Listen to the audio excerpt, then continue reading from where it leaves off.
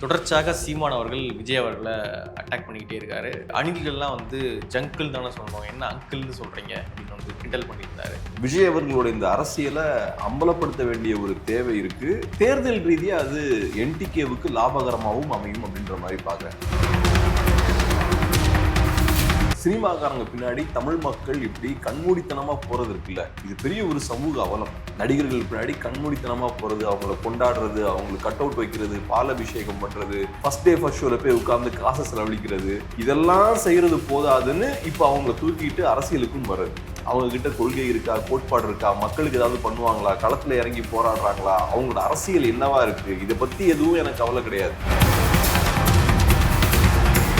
தமிழ் மக்களோட இந்த சினிமா பைத்தியம் இருக்கு இல்லையா, அந்த விஷயம் இப்ப சினிமாவை தாண்டி இப்ப அரசியலுக்குள்ளேயும் வருது. இந்த அரசியல் மோசமான அரசியல் தமிழ்நாட்டை இது பின்னுக்கு தான் தள்ளும்.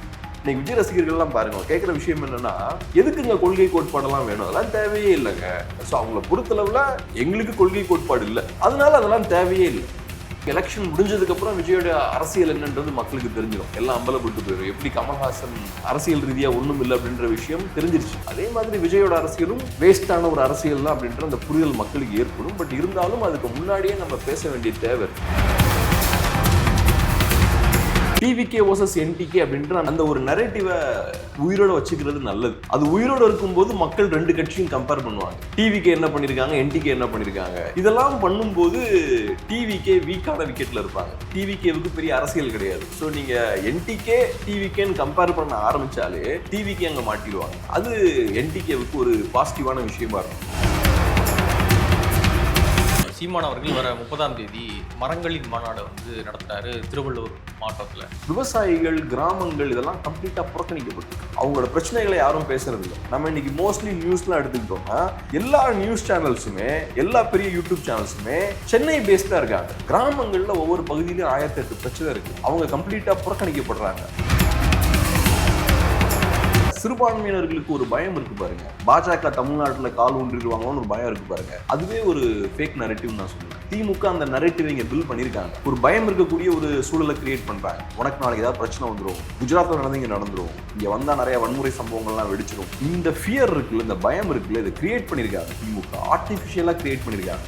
எலெக்ஷன்ல ஃப்ராடுத்தனம் பண்ணி தான் பிஜேபி பவருக்கு வந்தாங்கன்ற விஷயத்தை தான் நீங்க பேசியிருக்கீங்க அங்க போய். இது எவ்வளவு பெரிய பிரச்சனை, எவ்வளவு பெரிய ஜனநாயக படுகொலை இது. அப்ப நீங்க தமிழ்நாட்டுல என்ன பண்ணிருக்கணும்? தமிழ்நாட்டுல நீங்க பண்ண வேண்டிய வேலையை பண்ணாம பீகாருக்கு போய்கிட்டு அவங்களுக்கு சர்டிபிகேட் கொடுக்குறீங்க. நீங்க முற்போக்காளர்கள், நீங்க ஜேபி மாதிரியான பெரிய லீடரை நீங்க ப்ரொடியூஸ் பண்ணிருக்கீங்க. இது என்ன லாஜிக்? நீங்க அந்த வேலையை நீங்க இங்க பண்ணிருக்கணும்.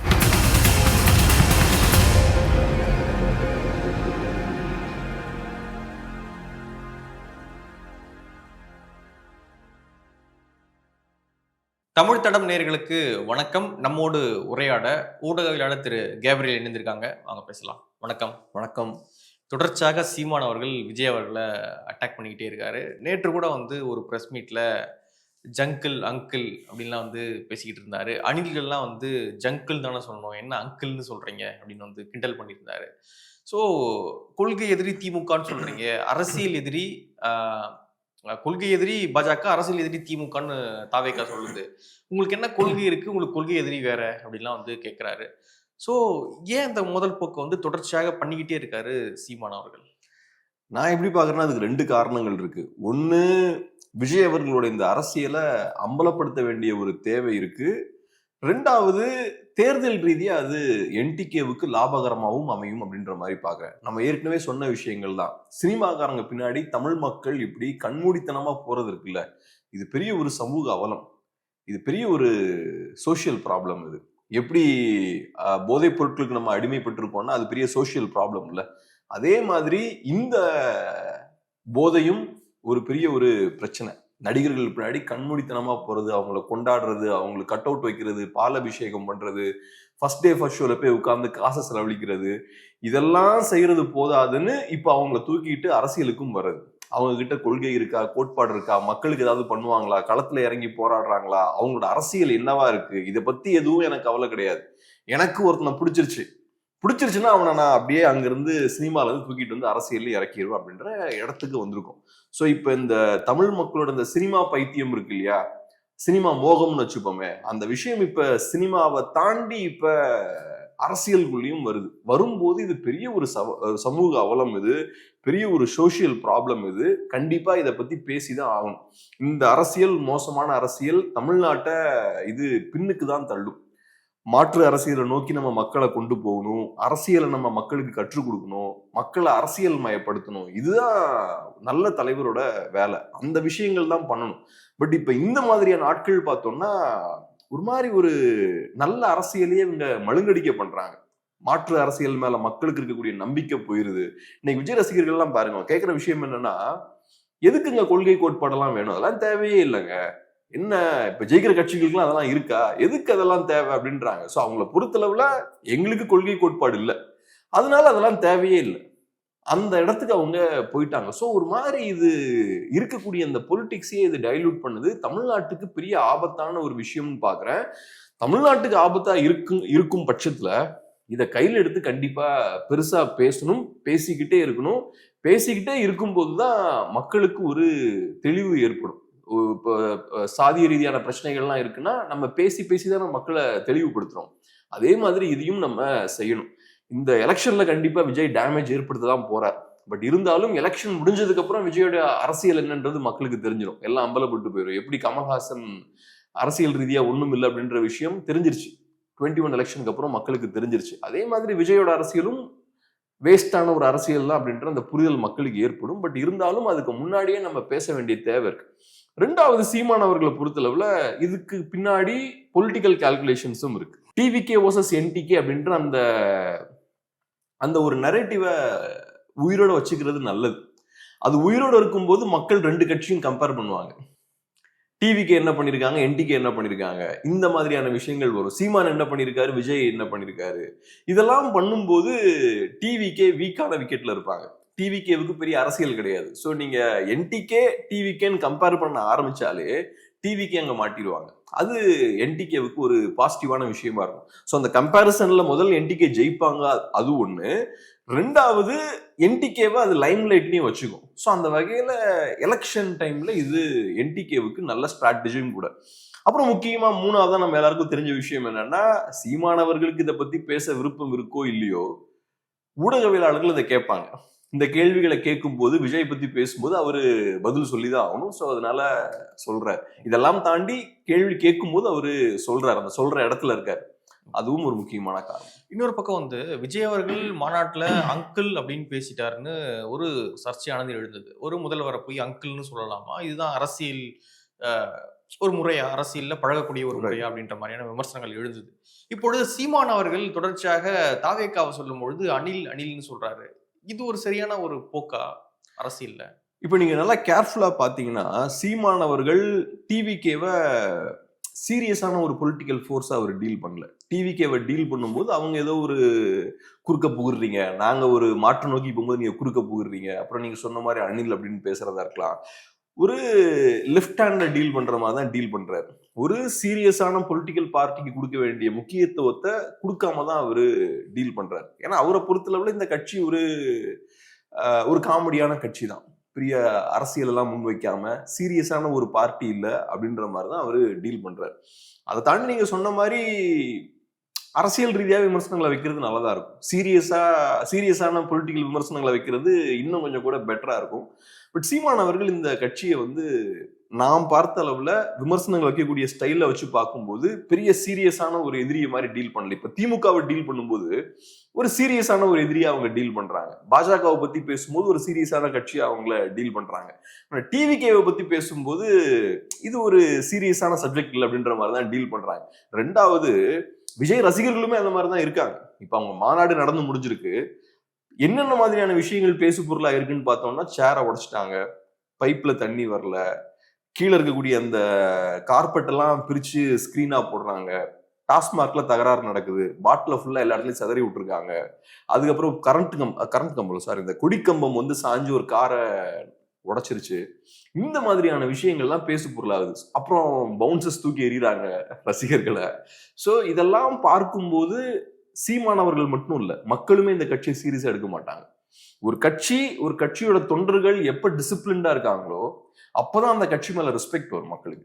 அதனாலதானே பெரிய பெரிய அமைப்புகள்லாம் பாத்தீங்கன்னா டிசிப்ளின்டா இருப்பாங்க. எதுக்கு இப்ப ஹிட்லர்லாம் எக்ஸ்ட்ரீம் டிசிப்ளின், அந்த அளவுக்கும் தேவையில்லை. அதெல்லாம் எக்ஸ்ட்ரீம் டிசிப்ளின் இல்ல. எல்லாம் பாத்தீங்கன்னா ஒரே மாதிரி ஜாமெட்ரியில அந்த ஸ்கேலை வச்சு நீங்க மெஷர் பண்ணா எப்படி இருக்கும், அந்த மாதிரி கரெக்டா எல்லாம் ஒரே மாதிரி நிப்பாங்க, ஒரே மாதிரி மார்ச் பண்ணுவாங்க, ஒரே மாதிரி ட்ரெஸ் பண்ணிருப்பாங்க, நீட்டா இருப்பாங்க, கிளீனா எல்லாம் இருப்பாங்க. அவங்க ஒரு மீட்டிங் நடத்தினாலும் ஒரு டிசிப்ளின் இருக்கும். இது ஏன் அப்படி பண்றாங்க? அந்த எக்ஸ்ட்ரீம் டிசிப்ளினை ஏன் மெயின்டைன் பண்றாங்க? அது மக்களை இன்ஸ்பயர் பண்ணும்ல. அதை மக்கள் பார்க்கும்போது ரைட்டு, இவன் ஒரு நல்ல கட்சியா இருக்கான், டிசிப்ளின்டா இருக்கான், இவன் நம்ம சப்போர்ட் பண்ணணும், நானும் அதுல ஒரு அங்கமா இருக்கணும், நானும் அதே மாதிரி யூனிஃபார்ம் எல்லாம் போட்டுட்டு நானும் அதே மாதிரி மார்ச் பண்ணும் அப்படின்ற ஒரு இன்ஸ்பிரேஷனா அது இருக்கும். பட் இது திடீர்னு ஒருத்தன் மேல ஏறுறான், அவனை தூக்கி பவுன்சர் எறிகிறான், மரத்துல இருந்து ஒருத்தன் தாவுறான், சேர் எல்லாம் அடிச்சு உடைக்கிறாங்க, எனக்கு தளபதி தளபதின்னு கத்திக்கிட்டு இருக்காங்க. இந்த கூட்டத்தை நீங்க சீரியஸான ஒரு பொலிட்டிக்கல் ஃபோர்ஸா பார்க்க மாட்டீங்க. மக்களுமே இவ்வளவு ஜோக்கா தான் பார்ப்பாங்க. சோ அந்த வகையில எலெக்ஷன்ல தானே தெரியும் மக்கள் ஜோக்கரா பாக்குறாங்களா இல்லையா. மக்கள் கொஞ்சம் பேர் கண்டிப்பா ஓட் போடுவாங்க. ஏன்னா அங்க டிசிப்ளின் இல்லாம செயல்பட்டவங்களும் மக்கள் தான் இல்லையா. சோ அவங்கெல்லாம் ஓட்டு தான். நான் அதெல்லாம் இல்லைன்னே சொல்ல வரல. ஆனா ஒரு ஒழுக்கம் இல்லாத ஒரு கூட்டத்தால பெரிய அரசியல் மாற்றத்தை ஏற்படுத்த முடியாது. அதே மாதிரி டிசிப்ளின் அப்படின்றது வானத்துல இருந்தும் விழுந்துறாரு. உங்களுக்கு ஒரு கொள்கை கோட்பாடு இருக்கணும், ஒரு இலக்கு இருக்கணும், இதை நம்ம அடையணும் அப்படின்ற ஒரு வெறி உங்களுக்கு இருக்கணும். இதெல்லாம் இருந்தாதான் ஒரு டிசிப்ளினுக்கு நீங்க உங்களை உட்படுத்திப்பீங்க. ரைட், நான் இந்த மாற்றத்தை ஏற்படுத்தணும்னா நான் இங்க டிசிப்ளின்டா செயல்படணும், என் கட்சி சொல்ற பேச்சை நான் கேட்டு கரெக்டா செயல்படணும், என் கடமையை நான் கரெக்டா செய்யணும் அப்படின்ற அந்த இது அப்பதான் வரும். ஸோ அதனால உங்களுக்கு முதல் கொள்கை கோட்பாடு இந்த விஷயங்கள்லாம் இல்லை. ரெண்டாவது, வரக்கூடிய ஆட்கள் உங்களோட அரசியலுக்காக வரல, விஜய்க்காக வராங்க. ஸோ இவங்கனால எப்படி அரசியல் மாற்றத்தை ஏற்படுத்த முடியும்? இன்னைக்கு வரவங்க பாருங்க, விஜயை நான் பாத்திரணும் அப்படின்றதுக்காக இவ்வளவு ரிஸ்க் எடுத்து மேல தாவுறாங்க. அவங்களும் எனக்கு அதெல்லாம் பார்த்தா ரொம்ப பாவமா இருக்கு. சும்மா மனுஷங்களா கூட பார்க்காம தூக்கி எறிகிறாங்க, குப்பையை தூக்கி எறிகிற மாதிரி. இவங்க எப்படி அரசியல் மாற்றத்தை ஏற்படுத்துவாங்க? எனக்கு அவங்க மேல ஒன்றும் பெரிய வருத்தம்லாம் கிடையாது. அவங்க ஏதோ வேற ஒரு உலகத்துல வாழ்ந்துட்டு இருக்காங்க. ஆனா இவங்க எப்படி அரசியல் மாற்றத்தை ஏற்படுத்துவாங்க? அரசியல் மாற்றத்தை ஏற்படுத்தணும்னா ஒரு அரசியல் மயப்பட்ட ஒரு தொண்டர் படையை நீங்க உருவாக்கணும். அதுக்கப்புறம் அவங்க டிசிப்ளின்டா இருக்கணும், நீங்க சொல்ற விஷயங்கள் எல்லாம் செய்யணும். இப்ப முசோலினி சொல்லுவாங்கல்ல, அவரோட ஃபேமஸான ஒரு வாசகம் என்னன்னா, பிலீவ், ஒபே, ஃபைட். இந்த விஷயத்தை அவர் சொல்லிக்கிட்டே இருப்பார். Believe, obey, fight. ஸோ முதல்ல ஒரு மாற்றம் நம்மளால கொண்டு வர முடியுன்றத நம்புங்க. அதுக்கப்புறம் சொல் பேச்சை கேளுங்க, ஒபே. அதுக்கப்புறம் ஃபைட், களத்துல வந்து சண்டை போடணும். இது வந்து ஒரு டிசிப்ளினை இது காட்டுது. பட் இவங்களை நீங்க இந்த மாதிரிலாம் எதுவுமே பண்ண முடியாது. விஜய் என்ன சொன்னாலும், விஜய் ஃப்ரண்ட்ல இருந்து நின்னா இவங்க என்ன பண்ணுவாங்கன்னு நினைக்கிறீங்க? ஜம்ப் பண்ண ஆரம்பிச்சிருவாங்க. விஜய் இல்ல சொன்னா கேட்கணும்ல, தலைவர் சொல்றாரு எல்லாம் கரெக்டா மெயின்டைன் பண்ணுங்க, டிசிப்ளின்டா இருக்குங்க, இந்த பக்கம் கரெக்டா எல்லாம் மேனேஜ் பண்ணுங்க அப்படின்னா எல்லாம் கரெக்டா அப்படி பட்டு நிக்கணும். அதுதான் ஒரு தலைவனோட ஸ்ட்ரென்த்தை காட்டும், அதுதான் தொண்டர்களோட ஸ்ட்ரென்த்தும் காட்டும். ஸோ இந்த கூட்டத்தால ஓட்டு போட முடியும் கண்டிப்பா. இவங்களுக்கு ஓட்டு இருக்கு, இவங்க 18 வயசுக்கு மேல உள்ளவங்க தான் ஓட்டுலாம் போடுவாங்க. ஆனா அந்த ஓட் மல்டிப்ளை ஆகாது. இந்த ஓட் மல்டிப்ளை ஆகணும்னா உங்களுக்கு ஐடியாலஜி இருக்கணும், அப்பதான் மல்டிப்ளை ஆகும். உங்களுக்கு ஐடியாலஜி இருக்கும்போது, ஐடியாலஜி இருக்கவன் சும்மா இருக்க மாட்டான். எனக்கு இங்க சொசைட்டில மாற்றத்தை ஏற்படுத்தணும் அப்படின்ற வேகம் அவனுக்கு இருக்கும். வெளியில போய் 4 பேர்கிட்ட பேசுவான், இன்னும் 4 பேர்கிட்ட சண்டை போடுவான், ஏதோ ஒண்ணு பண்ணிட்டு இருப்பான், சும்மாவே இருக்க மாட்டான். இந்த ரசிகர்கள் என்ன பண்ணுவாங்க? விஜயை பார்த்துட்டேன் மச்சான், விஜயை பார்த்துட்டேன்டா, போட்டோ எடுத்துட்டேன்டா, பாடுறா தலைவர் மாஸ்டரா இப்படின்னு பேசுவான். இது உங்களுக்கு நாளைக்கு ஓட்டா மல்டிப்ளை ஆகாது. ஒரு ஓட்டு கிடைக்கும், அந்த குறிப்பிட்ட அந்த ரசிகர் உங்களுக்கு வாக்களிப்பார். அதை தாண்டி இது அந்த 1 10 மாறாது. ஆனா நல்ல கொள்கை கோட்பாடு இருக்கக்கூடிய கட்சியை பொறுத்தளவுல அவங்க வெளில போய் பேசும்போது மல்டிப்ளை ஆகும். 1, 2வது சில நேரங்கள்ல கரெக்டான சூழல் வரும், சமூக பிரச்சனைகள்லாம் வரும். அதெல்லாம் வரும்போது இவங்க இன்னும் நல்லா வேகமா செயல்படுவாங்க, இன்னும் நிறைய பேர்கிட்ட அந்த சித்தாந்தத்தையும் கொள்கையும் எடுத்துட்டு போயிடுவாங்க. அதனாலதான் சின்ன கூட்டமா இருந்தாலும் கரெக்டான காலகட்டத்துல பெரிய மாற்றங்களை ஏற்படுத்துவாங்க. ரஷ்ய புரட்சிக்கு முன்னாடி ஈவ் ஆஃப் த ரெவல்யூஷன் வாங்க, கரெக்டா அந்த புரட்சி நடக்கிறதுக்கு முந்தின நாள்னு வச்சுக்கோமே, போல்ஷிவிக் பார்ட்டியோட மெம்பர்ஷிப்னு பாத்தீங்கன்னா ரொம்ப கம்மி தான். அரௌண்ட் ஒரு 25 to 30,000 தான் அவங்களோட மெம்பர்ஷிப். இந்த கட்சி ஒரு பெரிய ரெவல்யூஷனை உருவாக்குறாங்க. ரெவல்யூஷன் வந்ததுக்கு அப்புறம் லட்சக்கணக்கான பேர் கடற்கடன் வந்து சேர ஆரம்பிக்கிறாங்க. ஸோ ஒரு 25,000 மெம்பர்ஸ் இருக்கக்கூடிய ஒரு பார்ட்டினால அங்க இருக்கக்கூடிய மன்னரை வீழ்த்த முடியுது, மன்னராட்சிக்கு முடிவு கட்ட முடியுது. அவங்க மட்டும் பண்ணல, தாண்டி வேற சக்திகளும் இருந்தாங்க. பட் இவங்க மெயினான ஒரு ஃபோர்ஸா இருக்காங்க. அது காட்டக்கூடிய விஷயம் என்ன? உங்ககிட்ட லட்சம் பேர் இருக்காங்களா? நம்ம நாட்டுலாம் சொல்றாங்க பாருங்க, 1 crore மெம்பர்ஸ் எங்களுக்கு இருக்காங்க, 50 lakh மெம்பர்ஸ் எங்களுக்கு இருக்காங்க. அதெல்லாம் தேவையில்லை. ஐடியாலஜி ட்ரிவன் ஃபோக்கஸ்டான ஆட்கள் 25,000 பேர் இருந்தா கூட போதும். 5000 பேர் இருந்தா கூட போதும், பெரிய ஒரு மாற்றத்தை ஏற்படுத்தலாம். அது இங்க இல்லைன்னு பாக்குறேன். ஓகே. இன்னொரு பக்கம் சீமான் அவர்கள் வர 30ஆம் தேதி மரங்களின் மாநாடு வந்து நடத்துறாரு திருவள்ளூர் மாவட்டத்தில். ஆடு மாடுகளின் மாநாடு, அதுக்கப்புறம் மலைகளில் ஆடு மாடுகளை வந்து மேய்க்கிற போராட்டம், இப்போ வந்து மரங்களின் மாநாடு. ஸோ இது மக்களிடையே எடுபடுமா? இது தொடர்ச்சியாக பண்ணிக்கிட்டே இருக்காரு. இது எப்படி பார்க்குறீங்க? நமக்கு பெருசா கனெக்ட் ஆக முடியல. ஏன்னா நம்ம நகரங்கள்ல இருக்கோம். நம்ம நகரங்கள்ல இருக்கும்போது இது நம்மள டார்கெட் பண்ணி பண்ற விஷயங்கள் கிடையாதுல்ல.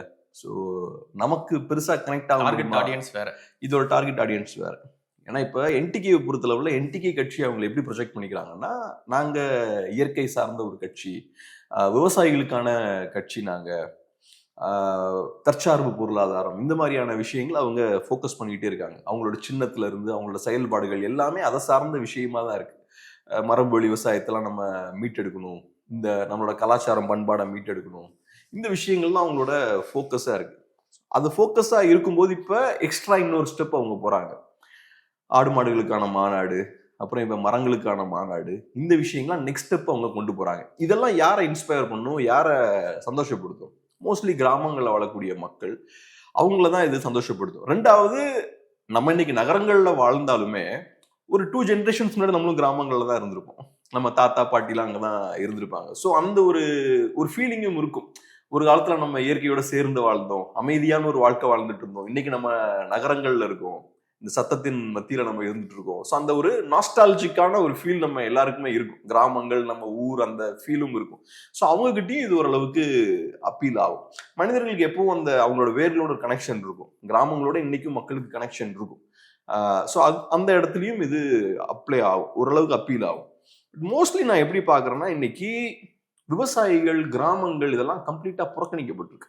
அவங்க மனிதர்கள். தமிழ்நாட்டில் இன்னைக்கும் ஒரு 25 to 30% விவசாயிகள் தமிழ்நாட்டில் வாழ்ந்துட்டு இருக்காங்க. கம்ப்ளீட்டா அவங்க புறக்கணிக்கப்படுறாங்க. அவங்களோட பிரச்சனைகளை யாரும் பேசுறது இல்லை. நம்ம இன்னைக்கு மோஸ்ட்லி நியூஸ்லாம் எடுத்துக்கிட்டோம்னா, எல்லா நியூஸ் சேனல்ஸுமே, எல்லா பெரிய யூடியூப் சேனல்ஸுமே சென்னை பேஸ்டா இருக்காங்க. சென்னையில நம்ம எல்லாம் உட்கார்ந்துக்கிட்டு சென்னையில இருக்க பிரச்சனைகளே பேசுறது. இங்க காற்று மாசுபடுது, இங்க ரோடு சரியில்லை, இங்க அரசியல்வாதிகள் இதை சொன்னாரு, அந்த பிரஸ் மீட்ல அதான் அவர் பேசினாரு, விஜய் இதை பண்ணாருன்னு நம்ம எல்லாமே நகரங்களை மையமா வச்சே நம்ம நியூஸை வந்து ப்ரொடியூஸ் பண்ணிட்டு இருக்கோம். இந்த செய்தியை தான் தமிழ்நாடு முழுக்க மக்கள் கன்சியூம் பண்றாங்க. கிராமங்கள்ல ஒவ்வொரு பகுதியிலும் 1008 பிரச்சனை இருக்கு.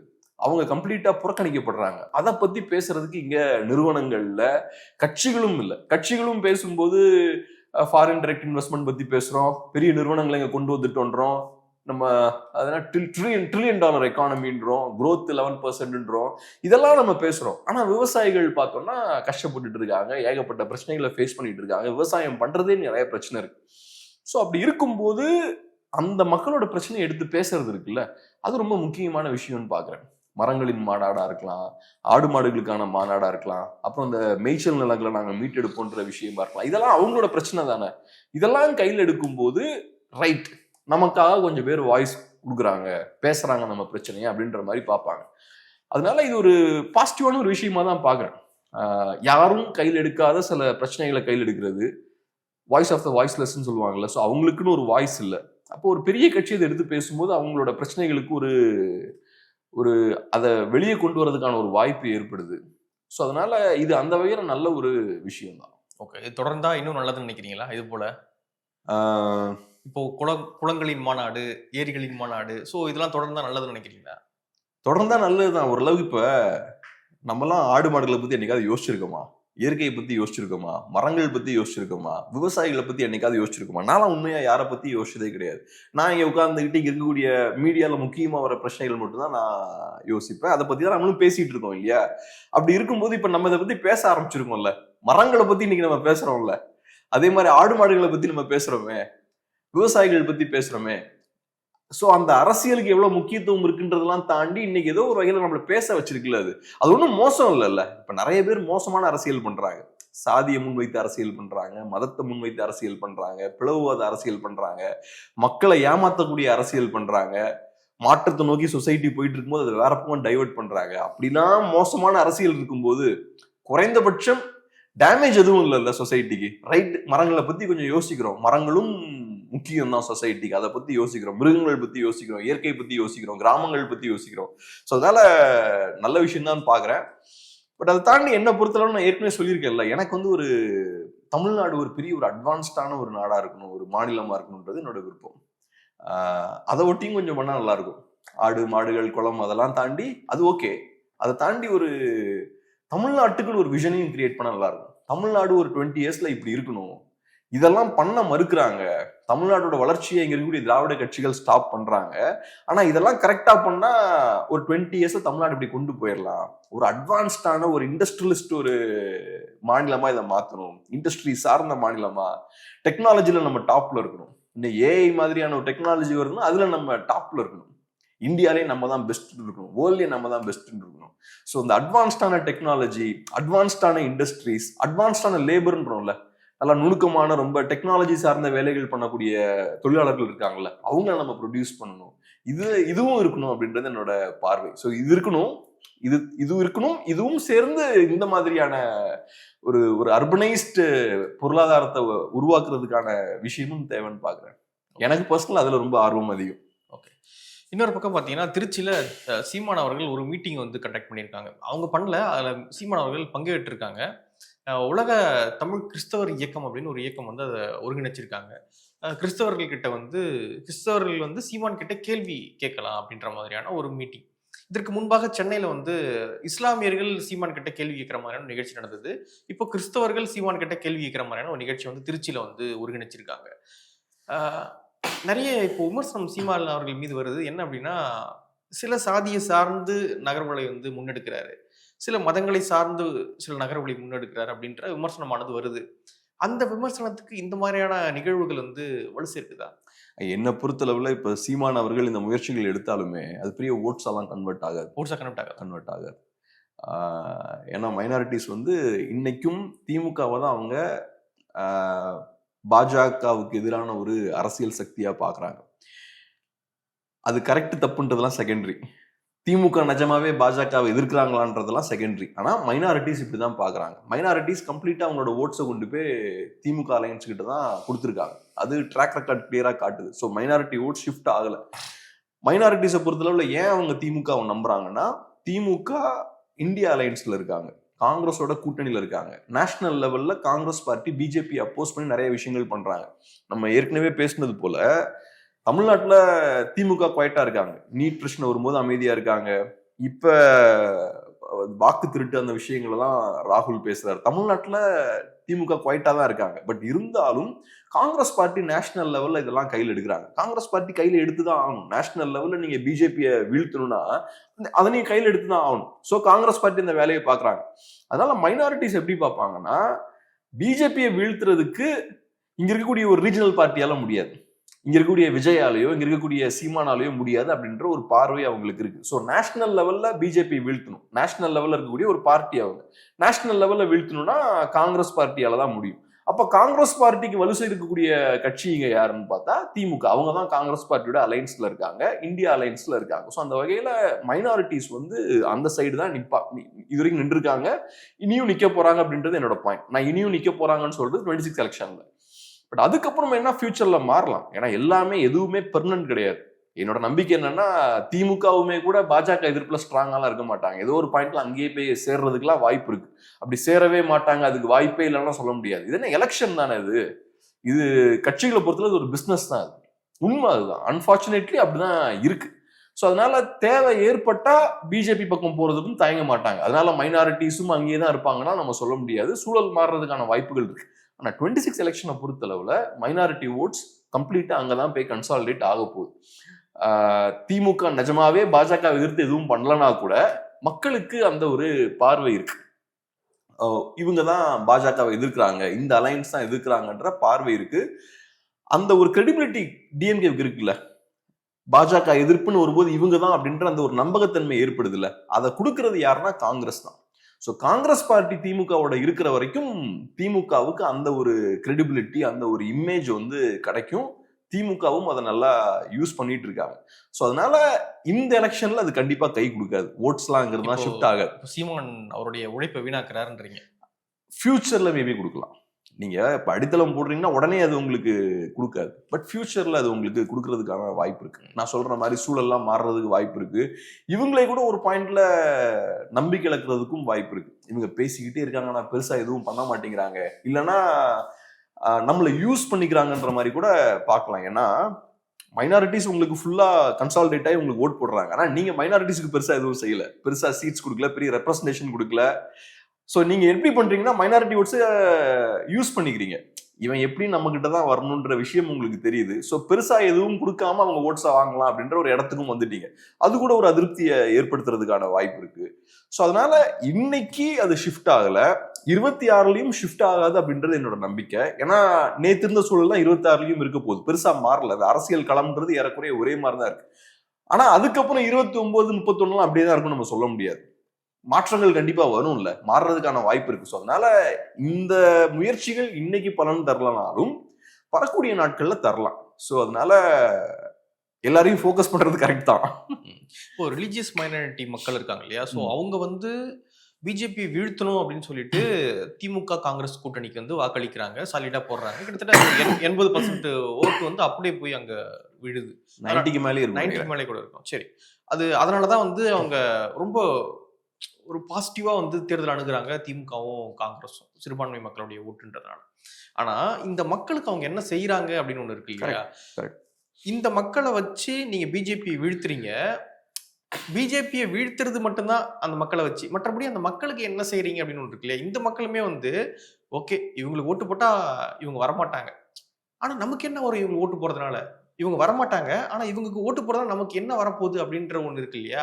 சோ அந்த பாயிண்ட்ல இருந்து யோசிக்க மாட்டாங்க, இவங்க வரலன்னா போதும், நமக்கு எதுவும் வரலனாலும் பரவாயில்ல அப்படின்னு நினைக்கிறாங்க இல்லையா. சோ இந்த மைண்ட் செட் ஒரு சரியான போக்காது. இதுல நிறைய பிரச்சனைகள் இருக்கு. நீங்க சொல்றது டாப்ல இருக்கிற பிரச்சனை, பொலிட்டிக்கல் பிரச்சனையை நீங்க சொல்றீங்க. கிரவுண்ட்ல சிறுபான்மையினர்களுக்கு ஒரு பயம் இருக்கு பாருங்க. பாஜக தமிழ்நாட்டுல கால் ஊன்றிடுவாங்களோன்னு ஒரு பயம் இருக்கு பாருங்க.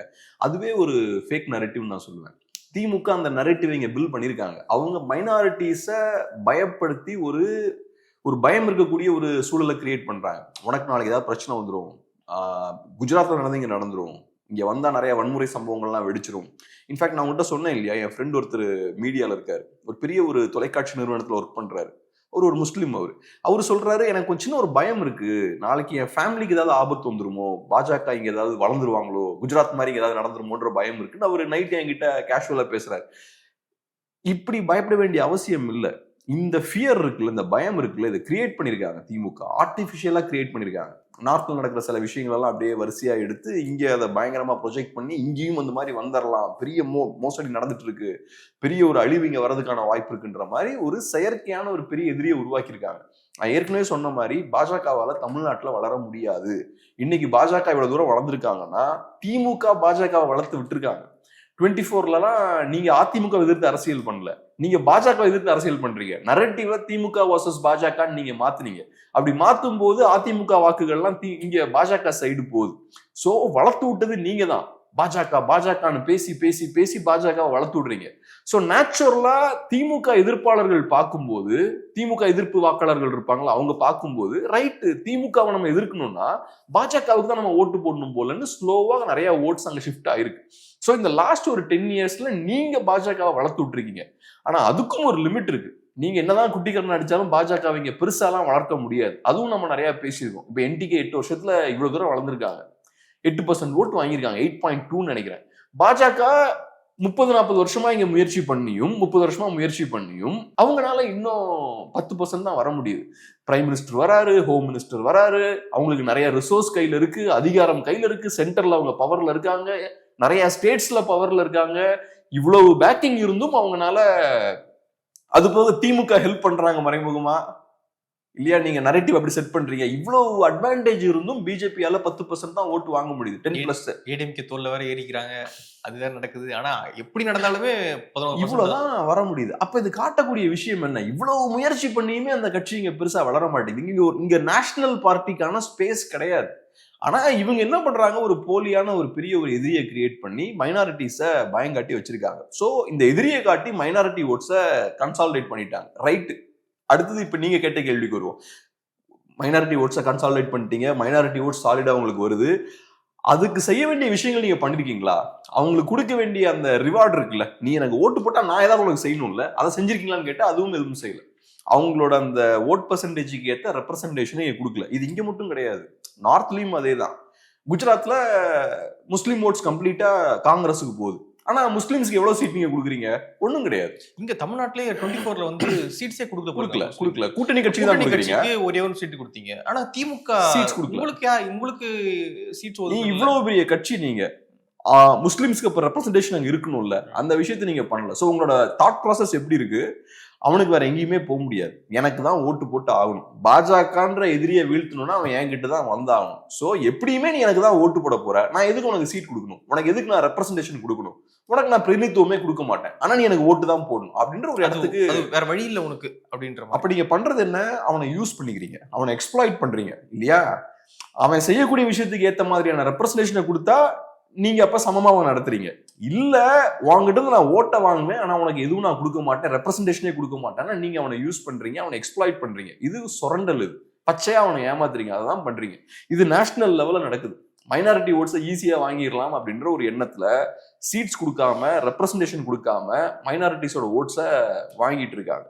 ஸோ அதனால இதுவும் பெரிய ஒரு ஆபத்து தான். ஒண்ணு, அவங்களோட அச்சம் இருக்கு பாருங்க, அது நியாயமான ஒரு அச்சம் இல்லை அப்படின்றதான் என்னோட பார்வை. அப்கோர்ஸ் பாஜக வந்தா பிரச்சனை எல்லாம் வரும், ஆனா இங்க பாஜக வரமாட்டாங்க, அதுக்கான சூழல் கிடையாது. இங்க இருக்கக்கூடிய பிரச்சனைகள் வேற. அந்த பிரச்சனைகள் எல்லாம் மக்கள் பார்க்காம டைவர்ட் பண்றாங்க. அந்த இஷ்யூஸ்ல இருந்து இங்க டிஎம்கே டைவர்ட் பண்றாங்க. இன்னைக்கு நம்ம சோசியல் இஷ்யூஸ் எல்லாம் பத்தி பேசுறதே இல்லை, களத்துல ஊழல் பத்தி பேசுறது இல்லை. எதை பத்தி பேசினாலும் பாஜக உள்ள வந்துடும். பாஜகன்ற பெரிய ஆபத்து இருக்கு. ஊழலோட பெரிய பிரச்சனை பாசிசம் தாங்க அப்படிம்பாங்க, பெரிய அறிவுஜீவிகளா இருப்பாங்க. ஊழல்லாம் பெரிய பிரச்சனை இல்லை சார், ஊழல் எல்லா காலகட்டத்திலயும் இருக்கும், ஆனா பாசிசம் அப்படிப்பட்ட ஒரு பிரச்சனை இல்லை சார், அது பயங்கரமான ஒரு ப்ராப்ளம் பண்ணுவாங்க. ஆமா, ஊழலை நார்மலைஸ் பண்ணிடுவாங்க. இங்க சாதிய வெறியாட்டம் நடக்கும், அதை நார்மலைஸ் பண்ணிடுவாங்க. வாரிசு அரசியலை நார்மலைஸ் பண்ணிடுவாங்க. இதெல்லாம் பிரச்சனை இல்லை சார், பாஜக உள்ள வந்துடும். ஸோ நீங்க பாஜக அப்படின்ற அந்த பூச்சாண்டியை வச்சு ஏகப்பட்ட காரியங்களை கிரவுண்ட்ல பண்ணிட்டு இருக்கீங்க. மைனாரிட்டிஸை ஏமாத்துறீங்க. பாஜக எதிர்ப்பாளர்களும் அதே மாதிரி நிறைய பேர் இருக்காங்க, அவங்களையும் நீங்க வச்சு பூச்சாண்டி காட்டி ஏமாத்திட்டு இருக்கீங்க. நீங்க பாஜகவையும் எதிர்க்கல, இன்ஃபேக்ட் நீங்க தான் வளர்த்து விட்டுட்டு இருக்கீங்க அவங்கள. ஸோ அதனால நிறைய லேயர்ல பிரச்சனை இருக்கு. மைனாரிட்டிஸுக்கு கொடுக்க வேண்டிய ரெப்ரசன்டேஷன் அப்படியே பாதிக்கு பாதி கம்மி பண்ணிட்டாங்க பாஜகவை காட்டி. அவங்களுக்கு வேற வழி இல்லை. அதே மாதிரி இங்க இருக்கக்கூடிய இஷ்யூஸை பத்தி பேசாம அதையும் டைவர்ட் பண்ணிட்டீங்க. ஸோ அதனால இது கொஞ்சம் ஆபத்தான ஒரு விஷயம் தான். அது பீகாருக்கு நேற்று போயிருந்தாரு நம்முடைய முதலமைச்சர் மு.க. ஸ்டாலின் அவர்கள். அங்க போயிட்டு தேஜஸ்வி, ராகுல், இவங்கெல்லாம் எம்.கே. ஸ்டாலின் அவங்க எல்லாம் சேர்ந்து ரேலி வந்து போயிருந்தாங்க. ஸோ இந்த ரேலிக்கு அப்புறம் ஒரு ஸ்பீச் வந்து ஸ்டாலின் வந்து கொடுக்குறாரு. அந்த ஸ்பீச்சில் என்ன சொல்றாரு அப்படின்னா, பீகார் ஒரு முற்போக்கான மாநிலம்ன்றாரு. ஜெயபிரகாஷ் நாராயணன் போன்ற பெரிய தலைவர்கள்லாம் வந்து கொடுத்துருக்கு இந்த மண். ஜனநாயகத்துக்கு, இந்தியாவில் ஜனநாயகத்துக்கு ஒரு பிரச்சனை அப்படின்னா முதல்ல போர்க்குரல் எழுப்புறது வந்து பீகார் தான் அப்படின்றாங்க. ஆனா இங்க அவங்க பேசுற விஷயங்கள்லாம் இருக்கு இல்லையா, தமிழ்நாட்டுக்குள்ள திமுக பேசுற விஷயம் இருக்கு இல்லையா, பீகார்னா வந்து வடக்கன்ஸு, பான்ட்ராக் போடுறவன், ஸோ டாய்லெட் கழுவுறவன், சும்மா அந்த மாதிரியான கிண்டல் பண்ண வேண்டியது. ஆனா அங்க போயிட்டு முற்போக்கான மாநிலம் பீகார் அப்படின்னு வந்து பேசுறாங்க. ஸோ இது எப்படி பாக்குறீங்க? அதான் ஒண்ணு, இப்ப நீங்க எந்த நிகழ்வுக்கு போயிருக்கீங்க? ஓட்டு திருட்டு நடந்திருக்கு, அப்புறம் வாக்காளர்கள் லிஸ்ட்ல இருந்து நீக்கப்பட்டிருக்காங்க. இதெல்லாம் தவறுன்னு அதை கண்டிச்சு ராகுல் காந்தியும் தேஜஸ்வி யாதவும் சேர்ந்து அங்க ஒரு ரேலிலாம் போய்கிட்டு இருக்காங்க. அதுல போய் நீங்க கலந்துக்கிறீங்க. அங்க பேசும்போது பீகார முற்போக்கான ஒரு மாநிலம்னு சொல்றீங்க. ஸோ அது சொல்லக்கூடிய விஷயம் என்னன்னா, இந்த மாதிரியான முக்கியமான விஷயம் பிரச்சனை எல்லாம் வரும்போது நீங்க அதை கையில் எடுத்து பெரிய இஷ்யூவா மாத்துறீங்க. அந்த வகையில் நீங்க முற்போக்குன்னு நீங்க சொல்றீங்க. ஏன் தமிழ்நாடு அப்ப முற்போக்கான மாநிலமா இல்லை? அந்த ஒரு கேள்வி நம்ம கேட்கணும்ல. இங்க பேசும்போது நீங்க என்ன சொல்றீங்க? தமிழ்நாடு மிக முற்போக்கான மாநிலம், எல்லாத்துக்கும் நம்ம தான் முன்னோடி, இந்திய ஜனநாயகத்துக்கு பிரச்சனை வந்தா நம்ம தான் ஃப்ரண்ட்ல நிற்போம். இப்ப நீங்க சொல்ற விஷயம் என்ன? இப்ப எலெக்ஷன்ல நிறைய முறைகேடுகள் நடந்திருக்கு, எலெக்ஷன்ல ஃப்ராடுத்தனம் பண்ணி தான் பிஜேபி பவருக்கு வந்தாங்கன்ற விஷயத்தை தான் நீங்க பேசியிருக்கீங்க அங்க போய், இல்லையா? கரெக்டா நான் யூஸ் பண்ண வேர்ட்ஸை நீங்க யூஸ் பண்ணல, பட் ஏறக்குறைய நீங்க சொல்ற அதே விஷயம் தான். பிஜேபி நியாயமான முறையில ஜெயிக்கல அப்படின்றதான் உங்களோட வாதம். இது எவ்வளவு பெரிய பிரச்சனை, எவ்வளவு பெரிய ஜனநாயக படுகொலை இது. அப்ப நீங்க தமிழ்நாட்டுல என்ன பண்ணிருக்கணும்? அங்க பீகார்ல அவன் பண்ணிட்டு இருக்க வேலையை நீங்க தமிழ்நாட்டுல பண்ணணும். தமிழ்நாட்டுல நீங்க பண்ண வேண்டிய வேலையை பண்ணாம பீகாருக்கு போய்கிட்டு அவங்களுக்கு சர்டிபிகேட் கொடுக்குறீங்க. நீங்க முற்போக்காளர்கள், நீங்க ஜேபி மாதிரியான பெரிய லீடரை நீங்க ப்ரொடியூஸ் பண்ணிருக்கீங்க. இது என்ன லாஜிக்? நீங்க அந்த வேலையை நீங்க இங்க பண்ணிருக்கணும். ரெண்டாவது, என்ன பொறுத்தளவுல நான் இதை ஏத்துக்க மாட்டேன். இப்ப நிறைய வியூவர்ஸ் நேத்து நம்ம இதை பேசும்போதுமே எப்படி நீங்க சொல்றீங்க, உங்களுக்கு என்ன ஆதாரம் இருக்கு, அதெல்லாம் கேட்டிருந்தாங்க. நான் அப்படிலாம் சப்போர்ட்லாம் பண்ணிலாம் பேசல. என்ன பொறுத்தளவுல தேர்தல்ல முறைகேடுகள் நடந்திருக்கலாம், நிறைய தவறுகள் நடந்திருக்கலாம். ஏன்னா இங்க இந்தியா மாதிரியான ஒரு நாடோட சைஸை பார்த்தீங்கன்னா நம்ம பிரமிச்சு போயிடுவோம், அவ்வளவு பெரிய நாடு. ஸோ நிறைய இடங்கள்ல பிரச்சனைகள் கண்டிப்பா இருக்கும், அதுல மாற்று கருத்து இல்லை. ஆனா தேர்தல் முறைகேடு வாயிலாக தான் பாஜக பவருக்கு வந்தாங்க, கோல்மால் பண்ணலன்னா பாஜகவால பவருக்கு வந்திருக்க முடியாதுன்னு நீங்க சொல்றீங்கன்னா அதை நான் ஏத்துக்க மாட்டேன். அப்படி அந்த எக்ஸ்டென்ட்டுக்கெல்லாம் எலெக்ஷனை மேனிபுலேட் பண்ண முடியாது. ஏன்னா டெமோக்ரஸில மக்கள் போடுற வாக்குக்கும் மேல இருக்கிற கட்சிக்கும் கனெக்ஷன் இருக்கணும். மக்கள் ஒரு கட்சிக்கு ஓட்டு போட்டு மேல இன்னொரு கட்சி வருதுன்னா சொசைட்டில புரட்சி வெடிச்சிடும். அது மட்டும் இல்லாம அவங்க மைனாரிட்டியா தான் இருக்காங்க. இப்போ ஃபர்ஸ்ட் ஆச்சு மெஜாரிட்டி இருந்தாங்க 19ல, 24ல மைனாரிட்டி ஆயிட்டாங்க. அப்புறம் அந்த தமிழ்நாட்டுல டிஎம்கே அலையன்ஸ் ஸ்வீப் பண்றாங்க. ஸோ அதனால இதுல ஒரு லாஜிக்கும் கிடையாது. அதனாலதான் சொல்றேன். அப்புறம் இன்னொரு முக்கியமான விஷயம், திமுக மாதிரியான ஒரு கட்சி அமைதியா இருக்காங்க. இது இவ்வளவு பெரிய பிரச்சனை நீங்க சொல்றீங்கன்னா அதுக்கு ஏத்த மாதிரி நீங்க ரியாக்ட் பண்ணணும்ல, இந்த பிரச்சனையை கையில் எடுக்கணும்ல. இன்னைக்கு எலெக்ஷன் ப்ராசஸ்ல பெரிய ஒரு முறைகேடு நடக்குதுன்னா அதை விட வேற எந்த பிரச்சனையும் தமிழ்நாட்டில் இருக்க வாய்ப்பு இல்லை, இந்தியாவில் இருக்க வாய்ப்பு இல்லை. அப்ப நீங்க அதை தானே கையில் எடுக்கணும். 10 வருஷமா நீங்க என்ன பண்ணிட்டு இருந்தீங்க? இப்பதான் உங்களுக்கு தெரியுதா? 2014லயே முறைகேடு நடந்திருக்கு அப்படின்றதெல்லாம் ராகுல் பேசுறாரு. அப்பவே ஓட்டு திருட்டு நடந்திருக்குன்ற மாதிரிலாம் பேசுறாரு. இவ்வளவு நாள் நீங்க என்ன பண்ணீங்க? அப்ப நீங்க ஸ்ட்ராங்கா அதை கையில் எடுத்துருக்கணும். நான் எதிர்கட்சிகளோட செயல்பாடை பாக்குறேன். அதை பார்க்கும்போது எனக்கு நம்பிக்கை ஏற்படுத்தக்கூடிய விதமா இல்ல. நீங்க அதுக்கு கொடுக்க வேண்டிய முக்கியத்துவத்தை கொடுக்க மாட்டேங்கிறீங்க. நீங்க சொல்றது போல எங்க பிரச்சனை இருக்குன்னா முதல்ல நீங்க சீரியஸா நடந்துக்கணும்ல, அதை சீரியஸா கையில் எடுக்கணும். எனக்கு எப்படி தெரியும்? எனக்கு என்ன எல்லா டேட்டாவும் என் கையில இருக்கா? உங்களோட செயல்பாடை தான் நான் பாக்குறேன். ஆனா உங்க செயல்பாடை பார்க்கும்போது டிஎம்கே ஒண்ணுமே பண்ணல, தமிழ்நாட்டுல அமைதியா உட்கார்ந்துருக்காங்க, எதுவுமே பண்ணல. ஆனா ஓட்டு திருட்டு நடந்திருக்குன்ற மாதிரியும் நீங்க பேசுறீங்க. அப்ப நீங்க இங்க செயல்படணும்ல. சோ இதை வச்சு பார்க்கும்போது நான் அடிச்சு சொல்லுவேன், தேர்தல் முறைகேடு செய்து மட்டுமே ஒரு கட்சியால பவருக்கு வர முடியாது. அப்படி அவங்க வராங்கன்னா மக்கள் விருப்பத்தை மீறி எலெக்ஷன் மேனிபுலேஷன் செய்து ஒரு கட்சி பவருக்கு வருதுன்னா மக்கள் தெருக்கு வர ஆரம்பிச்சிருவாங்க. இங்க சிவில் வார் ஸ்டார்ட் ஆயிரும். அப்படிலாம் பண்ண முடியாது இல்லையா? மக்களுக்கு தெரியும்ல, இப்ப என்னால அரசியல் மாற்றத்தை ஏற்படுத்த முடியாது வாக்களித்துன்னு அவனுக்கு ஒரு மைண்ட் வந்துருச்சுன்னா அவன் என்ன பண்ணுவான்? அடுத்தது பிரச்சனை பண்ண ஆரம்பிச்சிருவான் மக்கள்லாம். இங்க இந்த மாதிரி ஒரு டிசிப்ளின், ஒரு லா அண்ட் ஆர்டர்லாம் இருக்காது. அதனால அப்படியான ஒரு விஷயம் நடந்திருக்க வாய்ப்பே கிடையாது. மேபி சில இடங்கள்ல தவறுகள் நடந்திருக்கலாம், அது நடக்கக்கூடாதுதான். அதை நான் ஜஸ்டிஃபை எல்லாம் பண்ணல, அது நடக்கக்கூடாது, அதை நீங்க சரி பண்ணுங்க. ஆனா நீங்க வெறும் பாலிடிக்ஸ் மட்டுமே பண்ணிட்டு இருக்காதீங்க இல்லையா? இப்ப நடக்கிறது அதுதான். பீகார்ல போய் நீங்க இந்த முற்போக்கு கதையெல்லாம் பேசுறீங்க, இங்க எதுவும் பேசாம அமைதியா இருக்கீங்க. அப்ப இது பேர் என்ன? இது பேர் பாலிடிக்ஸ். இது பேரு, அதை நீங்க நிஜமாவே ஒரு பிரச்சனையா பாக்குறீங்கன்னா இங்கேயும் அதே மாதிரி பேசணும். இங்க நான் பேசவே மாட்டேன், பீகார்ல போய் பேசுவேன். நம்ம வேற வேற நாட்டிலேயே வாழ்ந்துட்டு இருக்கோம், எல்லாம் ஒரே நாட்டுல தான் வாழ்ந்துட்டு இருக்கோம். ரெண்டு விஷயம் இருக்கு. ஒண்ணு என்ன அப்படின்னா 65 லட்சம் பேர் நீக்கிட்டாங்க அப்படின்றது ஒரு நேஷனல் இஷ்யூ. நீங்க அதை முன் வச்சு தமிழ்நாட்டுல ஆர்ப்பாட்டத்தை நடத்திருக்கணும், அதுவும் நீங்க பண்ணல. ரெண்டாவது என்ன அப்படின்னா, அங்கிருந்து கிட்டத்தட்ட 6-7 லட்சம் வட இந்தியர்களை தமிழ்நாட்டுல வாக்காளர்களாக சேர்க்கிறாங்கன்னு ஒரு இஷ்யூ வந்து கொஞ்ச நாளைக்கு முன்னாடி பேசப்பட்டுச்சு. சரி, நீங்க என்ன பண்ணிருக்கணும், அது மாதிரி புதிய வாக்காளர்களை திடீர்னு இவ்வளவு பேர் ஆட் பண்ண கூடாதீங்க, அதையாச்சும் முன் வச்சு ஒரு ஆர்ப்பாட்டத்தை நடத்திருக்கணும். இது ரெண்டு தொடர்பாகவும் நீங்க ஆர்ப்பாட்டத்தை முன்னெடுக்கவும் இல்லை. ஏன் நீக்கினீங்கன்னு பண்ணல, இங்க ஏன் புதுசா இவ்வளவு பேர் சேர்க்க போறீங்க அப்படின்னு ஆர்ப்பாட்டம் பண்ணல. இது ரெண்டையும் பண்ணாம பீகாருக்கு கிளம்பி போயிட்டு அங்க போய் நீங்க சர்டிபிகேட் கொடுக்குறீங்க அப்படின்னா அந்த மண்ணுக்கு என்ன சொல்ல வரீங்க? இது முக்கியமான பாயிண்ட்டுக்கு நீங்க வந்திருக்கீங்க. இப்ப நமக்கு பார்த்தா என்ன லாஜிக்கே இல்லாத மாதிரி இருக்கு. இங்க 6 லட்சம் பீகாரிஸ் ஓட்டர்ஸ் ஆக போறாங்க அப்படின்ற சூழல் இருக்கு. நான் எப்படி பாக்குறேன்னா, மேபி இப்படி கூட இருக்கலாம். டிஎம்கே அந்த இடத்துக்கு வந்துட்டாங்கன்னு நினைக்கிறேன். யதார்த்தத்தை புரிஞ்சுக்கிறாங்க, எப்படியும் அவங்க வாக்காளர்களா சேர்க்கப்பட போறாங்க பீகாருக்காரங்க. ரைட், அங்க போய் ஸ்கோர் பண்ணுவோம், பீகாருக்கு போய் நம்ம பீகாரிஸோட பெருமையெல்லாம் பேசுவோம். ஏன்னா நாளைக்கு அவன் ஓட்டு உங்களுக்கு தேவையில்லை, 1% அவன் ஓட்டு. பீகார் முன்னேற்ற கழகம் மாதிரி. ஆமா, நீங்க இப்ப பீகார்லயும் போய் பீகாரோட பெருமையெல்லாம் பேசுங்க. எப்படி நாங்க என்னைக்குமே பீகார் மக்களுக்கு சப்போர்ட்டா இருந்திருக்கோம், கருணாநிதி அவர்களும் லல்லு பிரசாத் யாதவும் எப்படி ரொம்ப க்ளோஸா இருந்தாங்க, நாங்க என்னைக்குமே உங்க சப்போர்ட்டா தான் இருந்திருக்கோன்ற மாதிரி இப்ப அந்த இடத்துக்கு போயிட்டாங்க. ஏன்னா இப்ப 6.5 லாக் ஓட்டர்ஸ் வரப்போறாங்க உள்ள. அவங்களுக்கு பெரிய ட்ராக் ரெக்கார்ட் எல்லாம் கிடையாது. இப்பதான் நீங்க ஃபர்ஸ்ட் டைம் அவங்களை கன்வின்ஸ் பண்ண போறீங்க. அப்ப இது ஒரு பெரிய அட்வான்டேஜ் இல்ல. பீகாருக்கே போய் பீகார்ல இருக்கக்கூடிய முக்கியமான தலைவர்களோட நீங்க சேர்ந்து ஷோல்டர் டு ஷோல்டர் நீங்க நிக்கிறீங்க. மேபி அந்த இடத்துக்கு வந்துட்டாங்கன்னு எனக்கு தோணுது. புதுசா ஓட்டர்ஸ் வராங்க, அவங்களை எப்படி உள்ள கொண்டு வரலாம்னு யோசிப்போம். அவங்கள தடுக்க முடியாது, எப்படியும் நீட்டை தடுக்க முடியல, வேற எந்த விஷயத்தையும் நம்மளால தடுக்க முடியல. டெவல்யூஷன்ல பிரச்சனை இருக்குன்றீங்க, அதை சரி பண்ண முடியல. சோ சென்ட்ரல் கவர்மெண்டோட எங்கெல்லாம் நீங்க மோதுறீங்களோ அந்த எந்த இடத்துல ரிசல்ட் வந்தது கிடையாது. இங்கேயும் அப்படிதான், நீங்க சென்ட்ரல் கவர்மெண்டோட மோதுறீங்க, ரிசல்ட் வரப்போறது இல்ல, அவன் ஆட் பண்ணதான் போறான்.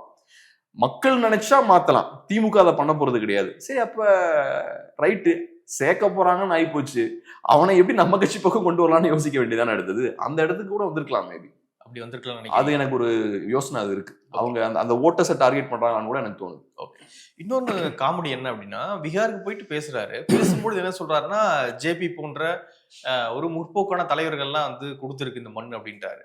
ஜேபி எப்படி முற்போக்கான தலைவராக எப்போ மாறினார் அப்படின்னு பாத்தீங்கன்னா, எப்போ நாடு முழுக்க அவர் அறியப்பட்டாருன்னு பாத்தீங்கன்னா 75 எமர்ஜென்சி டைம்ல. எமர்ஜென்சி யார் கொண்டு வந்தா? காங்கிரஸ் மேடையில வச்சுக்கிட்டே ஜேபி பத்தி இவங்க பேசிக்கிட்டு இருக்காங்க. என்ன புரிதல் இது? என்ன எப்படி பாக்குறது? அந்த கதையை நீங்க எடுத்தீங்கன்னா, அந்த டைம்ல திமுகவுக்கும் காங்கிரஸுக்கும் இருந்த ரிலேஷன்ஷிப் என்ன? திமுகவுமே காங்கிரஸ் எதிர்த்த ஒரு கட்சி தானே. காங்கிரஸ் எதிர்த்து அரசியல் பண்ண ஒரு கட்சி, காங்கிரஸால டிஸ்மிஸ் பண்ணப்பட்ட கவர்மெண்ட் இவங்க இல்லையா. கருணாநிதிலாம் எவ்வளவு பெரிய பின்னடைவுகளை ஃபேஸ் பண்ணியிருக்காரு காங்கிரஸால. இன்ஃபேக்ட் ஸ்டாலின் அவர்களுக்கு அந்த ட்ராக் ரெக்கார்டு இருக்கு. எமர்ஜென்சி டைம்ல ஸ்டாலின் அவர்களுக்கு என்ன ஆச்சுன்னு அவங்க சொல்றாங்க. ஸோ இன்னைக்கு இதெல்லாம் நடந்ததுக்கு அப்புறம் நீங்க க்ளோஸா தானே இருக்கீங்க காங்கிரஸோட. அதான் இப்ப இவரு ஓபிஎஸ் அவர்கள் சொன்னார்ல, அரசியல்ல நிரந்தர எதிரிகளும் நண்பர்களும் கிடையாதுன்றது. அதுதான், என்னதான் பெரிய எதிரியா இருந்தாலும் இன்னைக்கு அவங்களுக்கு தேவை இருக்கு. ஸோ அவங்க காங்கிரஸோட சேர்ந்தா இருக்காங்க. உண்மை என்னன்னா, காங்கிரஸ் பவர் இருக்கும்போது மோசமான ஒரு கட்சி தான். இன்னைக்கு காங்கிரஸ் வந்து ரொம்ப ஒரு என்ன சொல்றது, ஒரு இரக்க குணம், ஆமா, மக்களுக்கான கட்சி மாதிரி. ராகுல் காந்தியும் ஒரு போராட்ட குணம் படைத்த ஒரு தலைவர் மாதிரி, டவுன் டு எர்த் லீடர் அப்படின்ற மாதிரி எல்லாம் இருக்காங்க. ஆனா காங்கிரஸ் கையில அதிகாரம் இருக்கும்போது காங்கிரஸ் மோசமான கட்சி தான். அதிகாரத்தை ரொம்ப கேவலமா மிஸ்யூஸ் பண்ணாங்க. அதிகப்படியான அமெண்ட்மெண்ட்ஸ் கான்ஸ்டிடியூஷன்ல கொண்டு வந்தது எமர்ஜென்சி டைம்ல. நான் ஒண்ணு சொல்றேன், பாஜகவை விட பவரை மிஸ்யூஸ் பண்ணதுன்னா காங்கிரஸ் தான். மக்கள் எலெக்ட் பண்ண கவர்மெண்ட் டிஸ்மிஸ் பண்ணதா இருக்கலாம், இருக்கக்கூடிய பவர்ஸை கம்ப்ளீட்டா மிஸ்யூஸ் பண்ணதா இருக்கலாம். அதிகப்படியான நாட்கள் வந்து ஆண்டு இருக்காங்க. ஆமா, இவங்க கம்மியா தான் ஆண்டு இருக்காங்க. ஆமா. சோ காங்கிரஸ் இன்னும் ரொம்ப அக்ரெசிவா பவரை மிஸ்யூஸ் பண்ணாங்க. ஆனா எங்க டிஃபரன்ஸ் இருக்குன்னு பார்த்தா, காங்கிரஸ் மதவாத அரசியலை கையில் எடுக்கல, அதான் அவங்க கையில் எடுக்கல. ஆனா சர்வாதிகார போக்கு இருந்தது, அதிகார அந்த மிஸ்யூஸ் இருந்தது, இதெல்லாம் டெஃபினட்டா அங்க இருந்தது. சோ இன்னைக்கு காங்கிரஸ் வீக்கா இருக்காங்க. காங்கிரஸ் வீக்கா இருக்கும்போது டிஎம்கேவுக்கு ஒரு நல்ல ஒரு பார்ட்னரா இருக்காங்க. டிஎம்கே நீ கையில் இருக்கக்கூடிய அரசியல் இருக்கு பாருங்க, பாசிச பாஜக எதிர்ப்பு, இந்த அரசியலுக்கு காங்கிரஸ் அவசியம். காங்கிரஸ் இல்லைன்னா மக்கள் திமுக நம்ப மாட்டாங்க, எஸ்பெஷலி மைனாரிட்டிஸ் நம்ப மாட்டாங்க. இல்ல சரி, ஒருவேளை வந்து காங்கிரஸ் தனியா நிக்குது தமிழ்நாட்டுல, இப்படி ஒரு கேள்வி கேட்கிறேன், ஹைப்போதெட்டிக்கலான ஒரு கேள்வி. காங்கிரஸ் தனியா நிக்குது, விஜயோட கூட்டணி வேற வச்சுப்போம். இல்ல தனியா நிக்குது, ஓகே.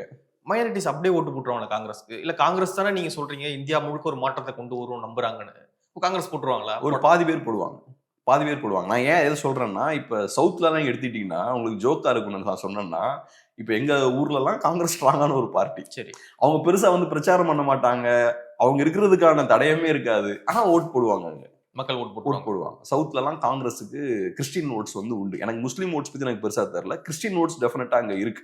ஆனா நீங்க சொல்றது போல காங்கிரஸ் தனியா நிக்கிறாங்கன்னா மக்கள் கொஞ்சம் யோசிப்பாங்க. தனியானுன்னா எப்படியுமே வாஷ் அவுட் ஆயிடுவானுங்க, எதுக்கு ஓட்டை கொண்டு போய் வேஸ்ட் பண்ணணும்னு யோசிப்பாங்க. ஆனா சவுத்ல சில பகுதிகள் எல்லாம் போடுவாங்க, ஏன்னா அங்க போட்ட பவருக்கு வருவாங்கன்னு தெரியும்ல, அந்த இடத்துல பவருக்கு வருவாங்கல்ல. சோ அதுக்காக மேபி ஓட் போடலாம். ஆனா அதான் இந்த ஃபேக்டரும் இருக்கு, தனியா அடிக்கும் போது 100% தோத்துருவாங்கன்னு யோசிப்பாங்க. இது தெரியும், காங்கிரஸ் பார்ட்டியும் அந்த எக்ஸ்டென்ட்டுக்கு எல்லாம் போக மாட்டாங்க. அவங்களுக்கு நல்லா தெரியும், நேஷனல் லெவல்ல அவங்களுக்கு திமுக ரொம்ப அவசியம். இங்க இருந்து சொலையா சீட்ஸ் இந்தியா அலையன்ஸுக்கு டெலிவர் பண்றாங்க திமுக. அதனால சும்மா இந்த ரூமர்ஸ்லாம் சும்மா தான், காங்கிரஸ் பார்ட்டிலாம் வெளிலலாம் போக மாட்டாங்க. ஓகே, இன்னொரு விஷயம் என்ன அப்படின்னா, அது கிட்டத்தட்ட முடிஞ்சு போன விஷயம் தான். சரி, இருந்தாலும் நேற்று ஒரு ப்ரெஸ் மீட் கொடுத்திருந்தார் ஓபிஎஸ் அவர்கள், அதனால கேட்குறேன். திரும்ப வந்து நான் அதிமுகவுக்கு ஒர்க் பண்ணணும் அப்படின்ற மாதிரிலாம் சொல்றாரு, என்னுடைய ஓட்டு அதிமுகவுக்கு அப்படின்ற மாதிரிலாம் பேசுறாரு. ஸோ விஜய் அவர்களை கொஞ்சம் அட்டாக் பண்ற மாதிரி இருக்கு. ஓபிஎஸ் ரொம்ப ப்ரெஸ் மீட் கொடுக்கும்போதே பார்க்கும்போது ரொம்ப சோகமா இருக்காரு. என்னதான் அவருடைய ஃபியூச்சர் எப்படின்னு நினைக்கிறீங்க? அது ஒண்ணு, இப்போ ஓபிஎஸ் அவர்களோட தோற்றம் பார்த்தோம்னா ரொம்ப டயர்டா இருக்காரு. முன்னாடி இருந்த அந்த தோற்றம் இல்லை, இப்போ ரொம்ப பார்க்கறதுக்கு ரொம்ப டயர்டா இருக்காரு. அது ஒண்ணு, நீங்க சொன்ன பாயிண்ட் அது கரெக்ட் தான். ரெண்டாவது, ஓபிஎஸ் அவர்கள் பேசும்போது நான் அதிமுகவுல வந்து சேர்றதுக்கு ரெடியா இருக்கேன், நான் எதையுமே எக்ஸ்பெக்ட் பண்ணல, எதையுமே டிமாண்ட் பண்ணல அப்படின்ற ஒரு பாயிண்ட் அவர் சொல்றாரு. அது ஓகே. ஆனா இன்னொரு சைட்ல அவர் என்ன சொல்றாருன்னா, முதல்வர் யார் அப்படின்னு கேட்கும்போது அது மக்கள் தான் டிசைட் பண்ணுவாங்க அப்படின்ற மாதிரி சொல்றாரு.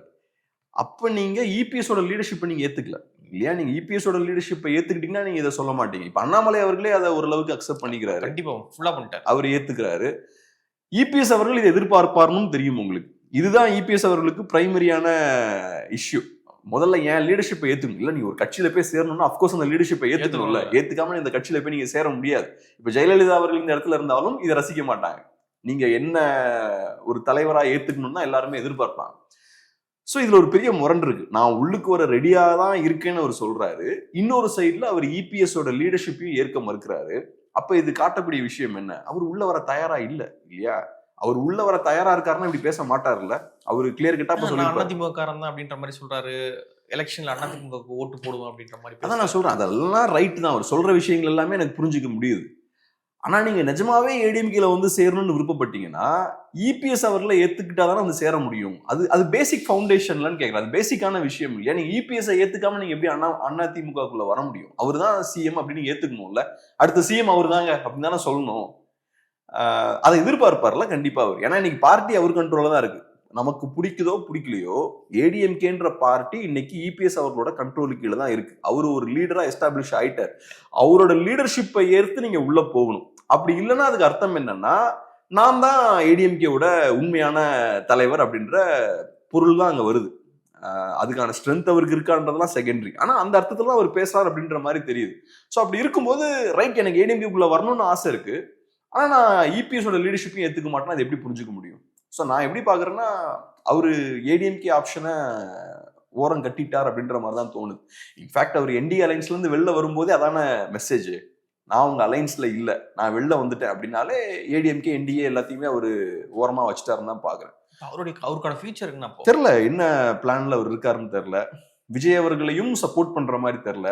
தனியா மேபி கண்டெஸ்ட் பண்ணுவாரா, இல்லைன்னா வேற ஏதாவது அலைன்ஸ்க்கான வாய்ப்பு இருக்கா? இன்னும் சில கட்சிகள்லாம் ஓப்பனா தான் இருக்காங்க. திமுக போல. திமுக ஓபிஎஸ் திமுக அந்த மெர்ஜர் எப்படி இருக்குன்னு எனக்கு தெரியல. ஏன்னா ஃபர்ஸ்ட் கொஞ்சம் க்ளோஸா போறாரு. ஸ்டாலின் அவர்களை 2-3 தடவை மீட் பண்றாரு. அதுக்கப்புறமுமே கொஞ்சம் எதிர்வினைகள்லாம் வருது. அவரோட தொண்டர்களே அதை ரசிக்கல. ஏன்னா அவரு திமுக எதிர்ப்பு அரசியல தான் ஸ்டார்டிங்ல இருந்தே பண்ணி அவரோட பேஸ அமைச்சிருக்காரு. இப்ப நீங்க திமுகவோடய சேர்றீங்கன்னா உங்களோட அரசியல் அடித்தளமே ஆடிடும்.